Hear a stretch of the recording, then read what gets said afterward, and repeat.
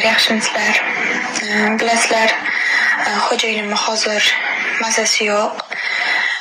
Kecha birdan reanimatsiyaga tushib qoldilar va doktorlar tekshirishdi va bizga srochniy operatsiya deyishdi.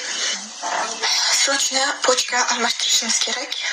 Bilasizlar, pochka almashtirish uchun ham ozmuncha mablag' ketmaydi va bu narsani biz O'zbekistonda emas, doktorlarni maslahati bilan Hindistonda qildirishga qaror qildik va bizga katta summada srochniy pul kerak.